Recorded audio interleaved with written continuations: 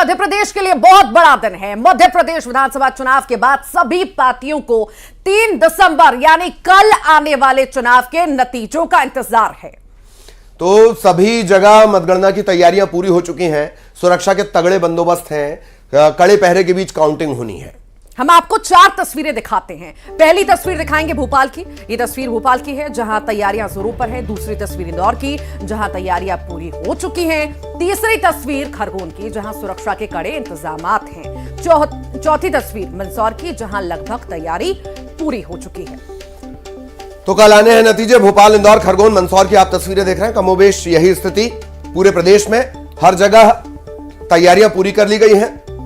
कल अलसुबह ट्रायल भी एक तरह से हो जाएगा और उसके बाद नतीजों का सिलसिला न्यूज 18 मध्य प्रदेश छत्तीसगढ़ पर सबसे पहले शुरू हो जाएगा।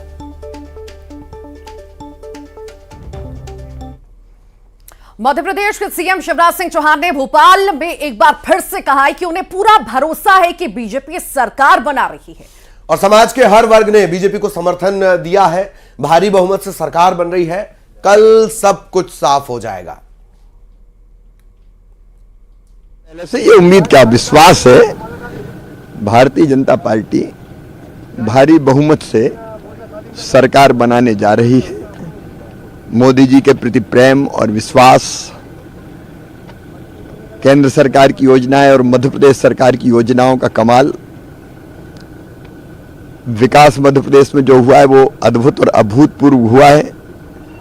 उसके कारण जनता का विश्वास और चारों तरफ समाज के हर वर्ग से स्नेह, प्रेम और आशीर्वाद की वर्षा हुई है। लाडली बहनों ने तो आशीर्वाद दिया ही है, भांजे भी पीछे नहीं रहे। कुल मिला के समाज के हर वर्ग में भारतीय जनता पार्टी को अभूतपूर्व समर्थन मिला है और हम भारी बहुमत से यहाँ सरकार बनाने जा रहे हैं। कितनी सीटों का आकलन अगर आप इधर काउंटिंग से पहले कमलनाथ का भी बयान आया है। उन्होंने कहा कि उन्हें मध्य प्रदेश के वोटर्स पर पूरा भरोसा है। मध्य प्रदेश में कांग्रेस की सरकार बनेगी। और इसी के साथ ही निर्दलीय प्रत्याशियों से बात करने के सवाल पर उन्होंने कहा कि इसकी कोई आवश्यकता नहीं है। अगर भाजपा के पास सीट है तो नाटक क्यों किया जा रहा है।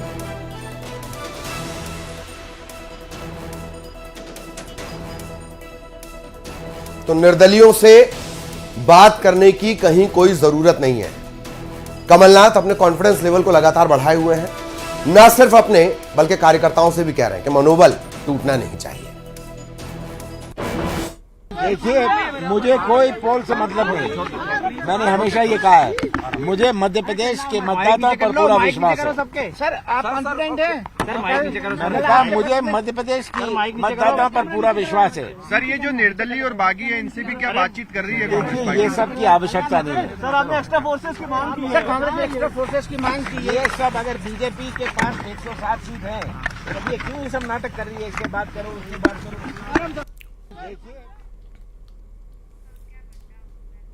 तो वहीं दिल्ली में केंद्रीय मंत्री प्रहलाद जोशी ने कहा कि राजस्थान में हमारी शानदार जीत होगी और एग्जिट पोल भी यही बता रहे हैं। तो वहीं उन्होंने कहा कि छत्तीसगढ़ में कड़ी टक्कर है, लेकिन हम वहां भी सरकार बनाएंगे। तो हर तरह से इसी तरह के दावे किए जा रहे हैं। प्रहलाद जोशी का यह बयान आया है। न सिर्फ राजस्थान में शानदार जीत का अलावा छत्तीसगढ़ में कड़ी टक्कर की बात वो कर रहे हैं, पर कह रहे हैं कि सरकार तो हम ही बनाएंगे। राजस्थान में हम बहुत बड़ी मार्जिन से जीत रहे हैं और बाकी मध्य प्रदेश, छत्तीसगढ़ में भी हमारा परफॉर्म, मध्य प्रदेश में तो उधर भी अच्छा बहुत बढ़िया जीत होगा।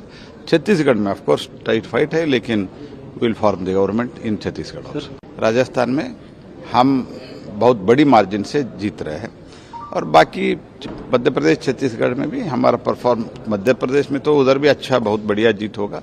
छत्तीसगढ़ में ऑफ कोर्स टाइट फाइट है, लेकिन will form the government in. Rajasthan में हम बहुत बड़ी मार्जिन से जीत रहे हैं और बाकी मध्य प्रदेश, छत्तीसगढ़ में भी हमारा परफॉर्म, मध्य प्रदेश में तो उधर भी अच्छा। इधर इंदौर 1 से बीजेपी के उम्मीदवार कैलाश विजयवर्गीय ने कहा है कि जमीन पर जो सर्वेक्षण हुए हैं उसमें साफ तौर पर कहा गया कि बीजेपी केवल मध्य प्रदेश में ही नहीं बल्कि छत्तीसगढ़ और राजस्थान में भी सरकार बनाएगी। तो दावे लगातार पार्टियों द्वारा दिग्गजों द्वारा किए जा रहे हैं। इसी बीच कैलाश विजयवर्गीय ने भी दावा किया है और कहा है कि बीजेपी की सरकार मध्य प्रदेश में भी, छत्तीसगढ़ में भी, राजस्थान में बनने जा रही है। क्या कुछ उन्होंने कहा, आइए आपको सुनवाते हैं।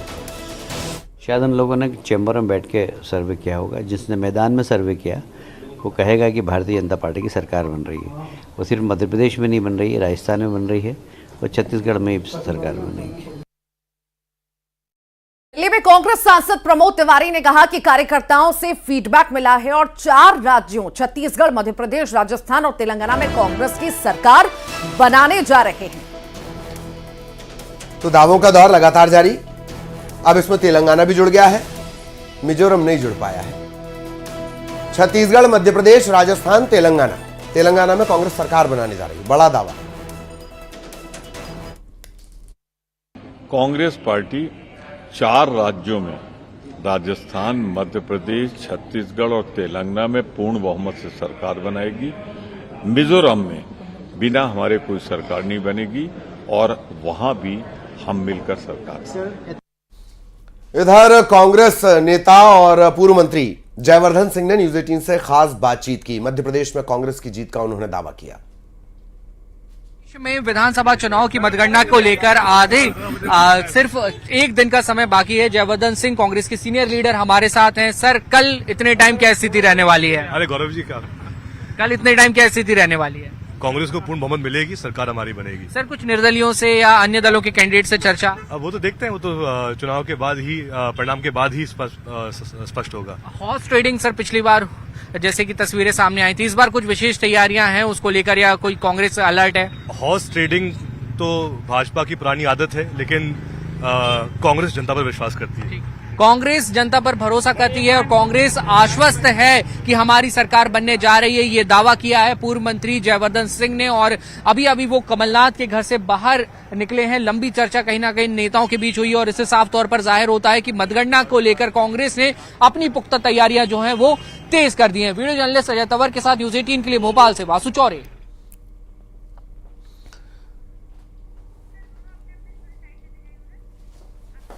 पार्टी तो ये स्थितियां हैं। लगातार इतिहास भी हम आपको दोनों राज्यों का बता रहे हैं। 2018 के विधानसभा चुनाव में किस तरह की स्थितियां रही। मध्य प्रदेश की एक बार फिर बात कर लेंगे। मध्य प्रदेश का जो 2018 का विधानसभा चुनाव था उसमें किस तरह की स्थितियां थी, ऋतु? ये ग्राफिक्स के जरिए आपको समझाने की कोशिश करें। देखिए, मध्य प्रदेश में कुल सीटें जो है 230 हैं। बीजेपी को 109 मिली थी 2018 में, कांग्रेस को 114 मिली थी, अन्य के खाते में 7 गई थी। पर इस बार और ज्यादा एग्जिट पोल में, ललित, हमने देखा एग्जिट पोल में बीजेपी को ज्यादा मिलती हुई नजर आ रही है। हालांकि दावे दोनों तरफ से किए जा रहे हैं कि जिस दिन एग्जिट पोल आएगा उस दिन हमारे खाते में ज्यादा आएगी, हमारे खाते में ज्यादा आएगी। तो ये ग्राफिक्स के जरिए समझाने की वजह यह है, 2018 में इस तरह की स्थितियां बनी। बीजेपी को 109 सीट मिलती है और कांग्रेस को 114 मिलती हैं, अन्य के खाते में 7 जाती हैं, सपोर्ट के साथ सरकार बनती है। लेकिन 2020 में स्थितियां पलट जाती हैं। तो ये हम आपको इस वजह से भी बता रहे हैं कि इतिहास को अगर आप ध्यान में रखेंगे, वर्तमान में क्या हो रहा है इसे बेहतर तरीके से समझेंगे और आपका भविष्य कैसा होना है ये आपको और ज्यादा बेहतर तरीके से समझ में आएगा। तो जिस तरह से बदलाव हमने देखे थे, 18 महीने के बाद हमने बदलाव देखे कि किस तरह से सिंधिया ने कांग्रेस छोड़ी, बीजेपी में शामिल हो गई, बीजेपी फिर से सत्ता में आ गई। अब इस बार जिस तरह के कॉन्फिडेंस में कांग्रेस नजर आ रही है, पिछली बार से भी ज्यादा शायद कॉन्फिडेंस, ललित आपने देखा होगा, इस बार हमेशा हम गुटबाजी की बात करते हैं कि कांग्रेस में गुटबाजी है, पर इस बार वैसी स्थिति नहीं है। शायद और ज्यादा ताकत के साथ उभर रही है कांग्रेस और इस बार टक्कर है। और तस्वीरें भी कल हालांकि साफ होंगी, दावे तो हो रहे हैं, पर क्या होता है कल साफ होगा।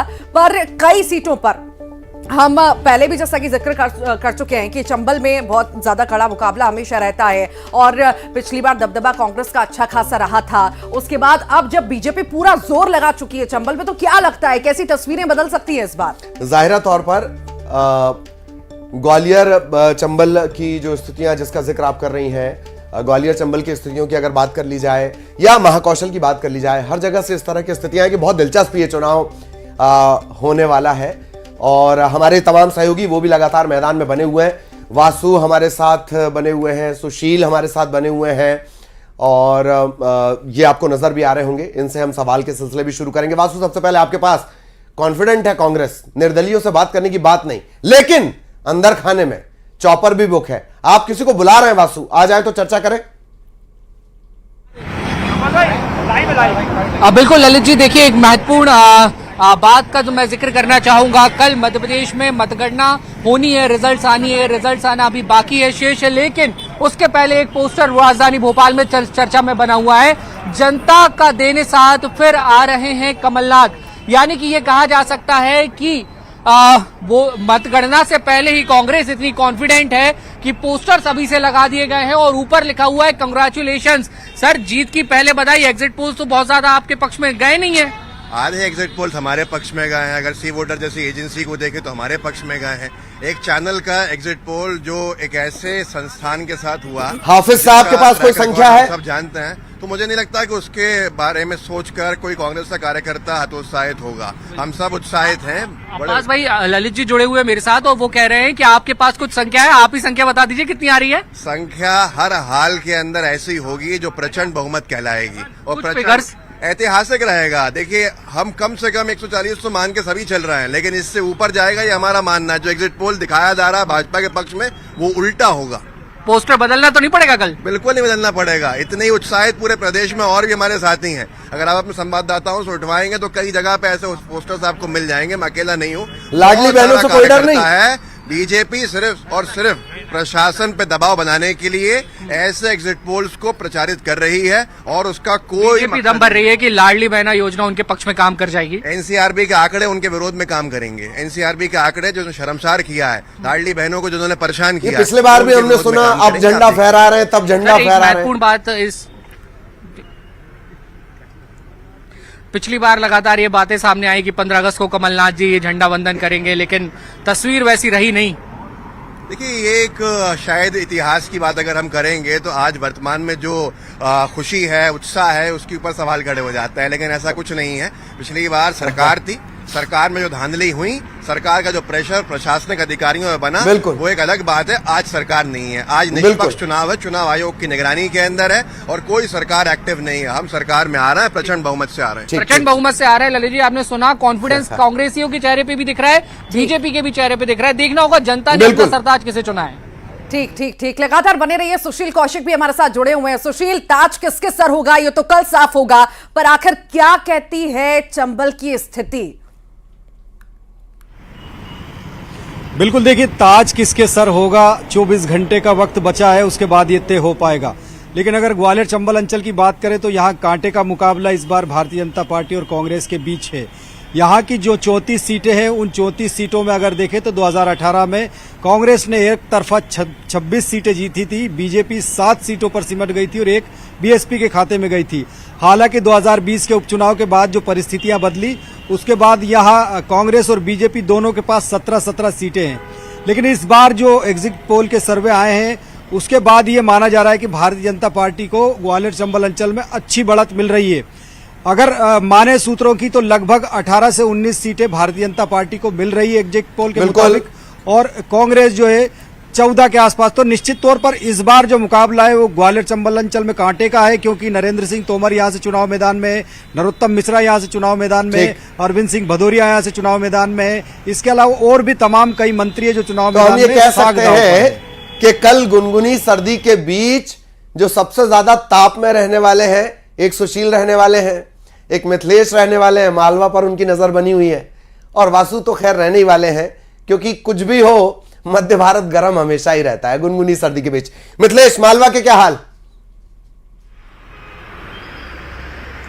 और देखिए, अगर मालवा निमाड़ की बात की जाए तो मालवा निमाड़ की 66 सीट जो है वो बड़े फैक्टर के रूप में हमेशा साबित होती रही है। अब 66 सीटों पर लगातार बीजेपी और कांग्रेस दोनों ही पार्टियों का बड़ा फोकस था। इसमें 22 सीट जो थी वो आदिवासी सीट थी। आदिवासी सीट जो बड़ा फैक्टर माना जाता है, प्रियंका गांधी का दौरा हुआ, खुद जो राजनीति के चाणक्य माने जाते हैं अमित शाह, वो भी लगातार इंदौर दौरे पर रहे, निमाड़ का दौरा उन्होंने किया, और आखिरी का जो रोड शो था प्रधानमंत्री नरेंद्र मोदी का था इंदौर में, वो भी प्रियंका गांधी के रोड शो के बाद में। तो बीजेपी और कांग्रेस दोनों ही दलों ने अपनी ताकत झोंकती हुई नजर आई। अब बात की जाए 66 सीटों में, जी। बीजेपी के राष्ट्रीय महासचिव कैलाश विजयवर्गीय है। उनका कहना है कि 50+ इस बार का मालवा निमाड़ का जो आंकड़ा है 50+ है बीजेपी का। तो वहीं कांग्रेस से कहना है कि ये जो आंकड़ा है वो करीब 40 से ज्यादा सीट कांग्रेस को मिलने वाली है। तो बड़ी बढ़त बनाने वाले दोनों ही राजनीतिक दलों के जो दिग्गज नेता है उनके दावे नजर आ रहे हैं। लेकिन अब बात करते हैं इंदौर की कुछ खास चीजों की। चुनाव को लेकर क्या कुछ इंदौर में चल रहा है। तो इंदौर में एक चाय की दुकान पे पोस्टर लग गया है कि अगर कल कांग्रेस सरकार जीतेगी तो पूरे दिन चाय मुफ्त में मिलेगी। यानी दुकानदार जो हैं वो कल पूरे दिन चाय मुफ्त में मिलने वाले हैं। बीजेपी ने तैयारी कर ली है। बात रिकॉर्ड करके भेजे जरा मिथिलेश, आगे हम इस पर चर्चा भी करेंगे और दिखाएंगे भी। जी जी, बहुत बहुत शुक्रिया आप सभी का जुड़ने के लिए, जानकारी साझा करने के लिए। और बीजेपी के राष्ट्रीय अध्यक्ष जेपी नड्डा का आज जन्मदिन है। आज वो मुरैना के शनिश्चरा धाम पहुंचे हैं और पूजा अर्चना उन्होंने की। शनि मंदिर रामायणकालीन बताया जाता है और विश्व का एकमात्र मंदिर है जहां मूर्ति के रूप में शनि देव विराजमान हैं। ये तस्वीरें मुरैना के इस वक्त आपको दिखा रहे हैं। शनि मंदिर पहुंचे जेपी नड्डा, पूजा अर्चना की, भगवान का आशीर्वाद लिया। केंद्रीय मंत्री नरेंद्र सिंह तोमर भी उनके साथ मौजूद रहे, साथ ही साथ परिवार के सदस्य भी मौजूद रहे।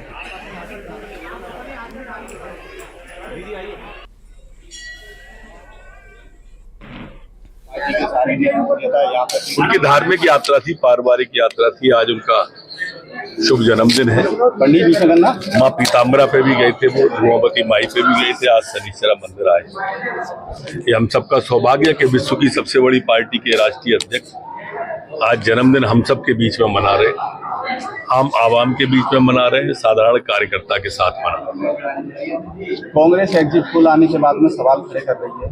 वो कह रही है कि एग्जिट वो अभी और कल तक रुक जाओ, कल से ईवीएम पे सवाल खड़े होंगे।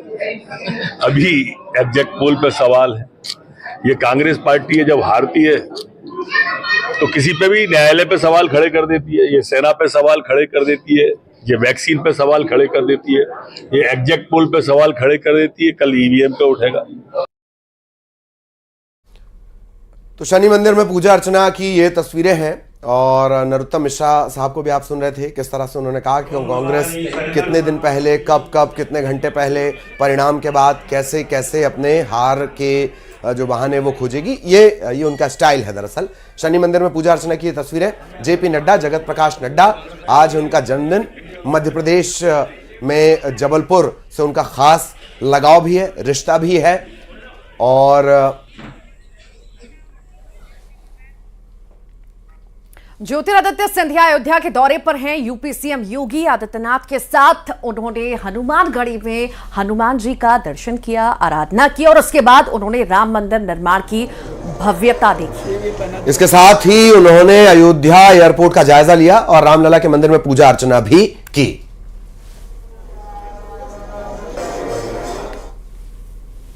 भाग्य मानता हूं कि आज मर्यादा पुरुषोत्तम भगवान राम की जन्मभूमि अयोध्या में